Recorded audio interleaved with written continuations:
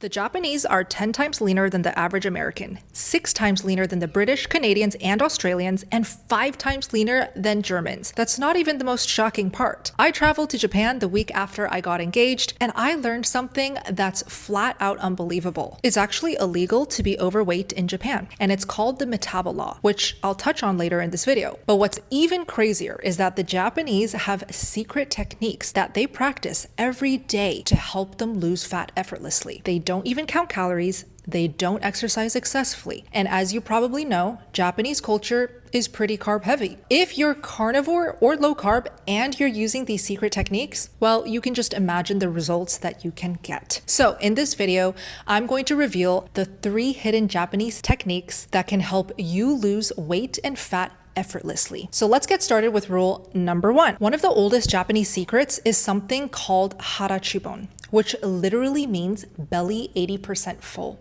Now hold on, I want to clear something up before you make assumptions. This does not mean starving yourself. This does not mean counting calories. In fact, the Japanese don't count calories at all. The point here is about just training your body to actually listen to its own signals. So if you're coming to a carnivore diet from a standard American diet or even a vegan diet, chances are you've gotten into the habit of confusing being stuffed with being just truly satisfied. I'll get to how you can start this technique, but before I do, I want to quickly explain why this works. It takes about 20 minutes for your brain to realize that it's truly full and satiated. For some of you out there, plowing through a plate of food distracted or rushed means that you've already eaten more than your body needed. Some of you will find that you're still hungry for more meat and not quite satisfied by the 20-minute mark. Some days, yes, you'll stop earlier, but other days you might even need to eat more. The point is, you're letting your body tell you when enough is enough at the right time. And that is the ultimate carnivore skill that we should all be mastering. When you eat this way, you're not just tuning into your body, you're also aligning with habits that have profound weight loss and health benefits. One long-term study found that people who practice Harachibon dropped their risk of metabolic syndrome by 10 to 14%. And that people who ate more slowly and mindfully, who stopped at 80% full,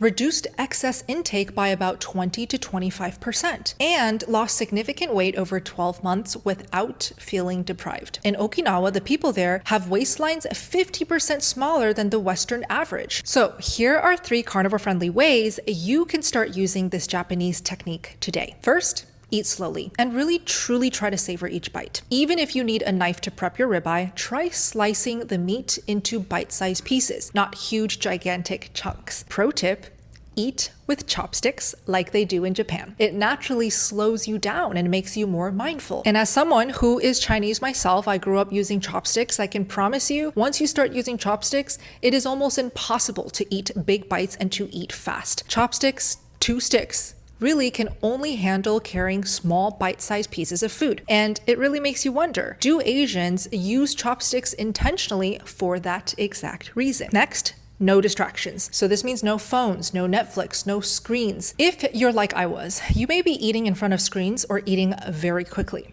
So for your next meal, I challenge you to put a timer in front of yourself and set a goal for taking 20 full minutes to eat your meal. If you finish before the 20 minutes, that could mean that you're just eating too fast. And what I challenge you to do next is to take 2 more extra minutes if you can at every new meal. If you eat slower and more mindfully, your body has that chance to catch up to feeling satiated, and your brain can finally tell you in time, hey, I'm full, instead of you mindlessly scarfing down way too much food, having a stomach ache or not properly digesting it, and you being way overly stuffed or satiated because of it. Next up, let's actually split the meals into smaller meals instead of forcing a huge OMAD. I know a lot of you guys think that OMAD is so beneficial. You get to intermittent fast while reaping the benefits of autophagy. But the other part of it is that added stress on your body could actually backfire and wreck your hormones if you push it too far. And so for those of you who are trying to break a weight loss stall or trying to heal your hormones at the same time, the last thing you guys want to be doing is forcing an OMAD, especially if it's very difficult for you to upkeep.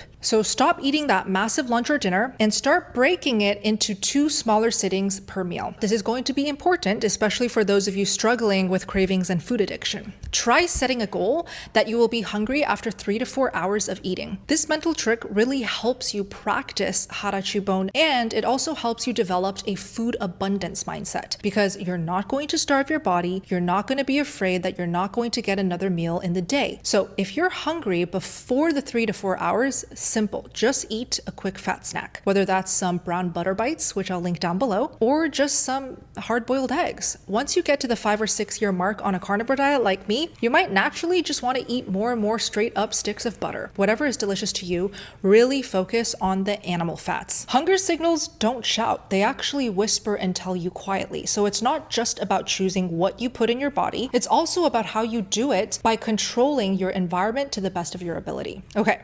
So what about the things that you cannot control? Stressful situations, something happens at work, something unexpected comes off and that throws you off your schedule. If I was on track with my plan, losing weight slowly but steadily for weeks, I would feel I've been so good that I've earned to eat unintentionally, like a release, which would then, of course, set me back and make me very upset with myself, keeping me off track because then I feel like I self-sabotaged. I would just punish myself and go off for weeks. Food provided relief from stress, boredom, and all uncomfortable feelings. Food is how I connected with friends. Food is also how I celebrate doing well at any of my goals, even if that goal was to control my food. If my relationship with food is one of joy, connection, and relief, why would I want the opposite? Who wants misery, disconnection, and stress? But then if you look at long-term carnivores like Dr. Elizabeth Bright or Dr. Lisa Wiedemann, Kelly Hogan, you'll notice they eat out of hunger 95% of the time and just 5% out of cravings. Some of us, especially new carnivores, are eating 50% and some weeks even 70% out of cravings. So going from 70% to 5% is a huge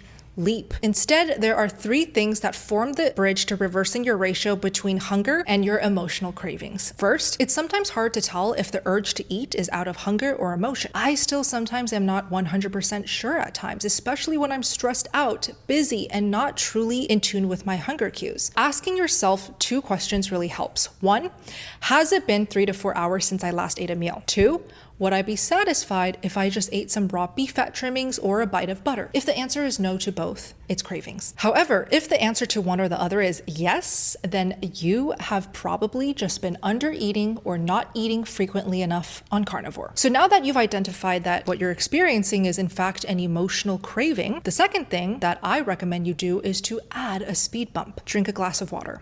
Did you know that early stages of dehydration can actually manifest as sugar cravings and not thirst? It turns out that water is as key to hormone regulation as food. So by drinking a glass of water up front when you're hungry, in case it was actually thirst, not hunger, just to make sure, you're actually avoiding unnecessary cravings altogether. This helps you kill 2 birds with 1 stone, lowering the chances of misinterpreting your body's signals, regardless of what diet you're on. And on top of just drinking water and being hydrated that way, I also recommend that you guys focus on electrolytes. This means adding electrolytes to your water or just simply salting your meals heavier. If you're looking for a high quality electrolyte, I always recommend Element, but specifically this blue colored box labeled raw unflavored. It has the sodium, potassium, and magnesium that your body needs measured out already for you in each packet. These are what the little packets look like. They're super easy to just throw in your bag. You rip one open, pour it in whatever you're drinking, drink it, and you're good to go. You all can get a free sample pack like this with any purchase if you guys go to the URL shown on the screen, drinkelementi.com/SBGAL. I've also linked them down below. The second Japanese rule that really helps you lose fat effortlessly is the rule of consistency over intensity. Small habits done every single day absolutely do compound over time and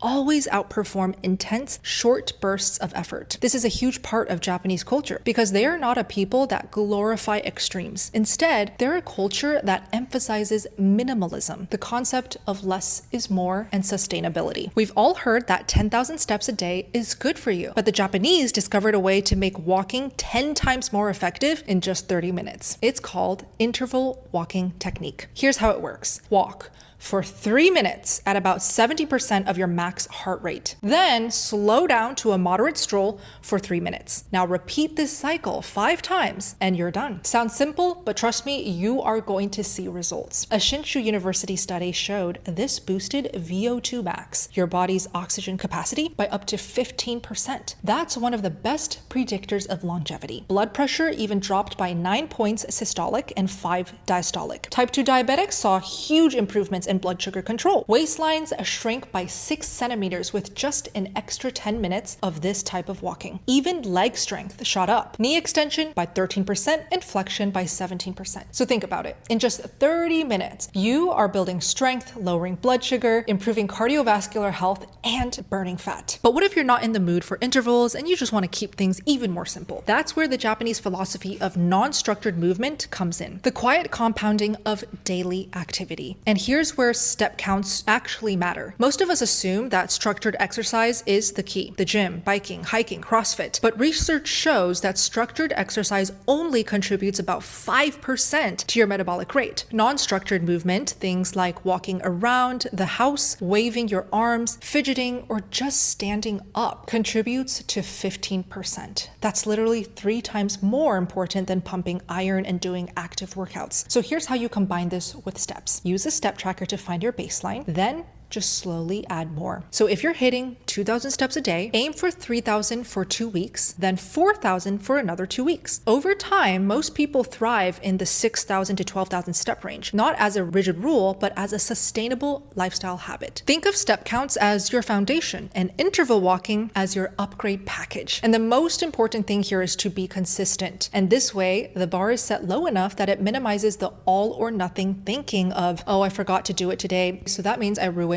all the progress. But remember earlier when I told you it's actually illegal to be overweight in Japan? Well, that wasn't just clickbait. It's actually a law, and it's called the Metabo law. If you're a man between 40 and 74, your waistline legally has to stay under 33.5 inches. For women, the cutoff is 35.4. So if you go over, you are not just fined personally, but your company or local government can also be fined, and you'll be enrolled in mandatory health counseling. It creates a cultural attitude where health is the norm and not the exception. In Japan, being overweight isn't socially accepted or sugar-coated. Friends and coworkers are going to be honest about it. Companies even organize group exercise programs because staying lean is considered a shared responsibility. Movement is built into everyday life. Walking, cycling, taking the stairs instead of driving or Ubering everywhere. And while their diet is higher in carbs, it is mostly whole, non-processed foods, not the ultra-processed junk that dominates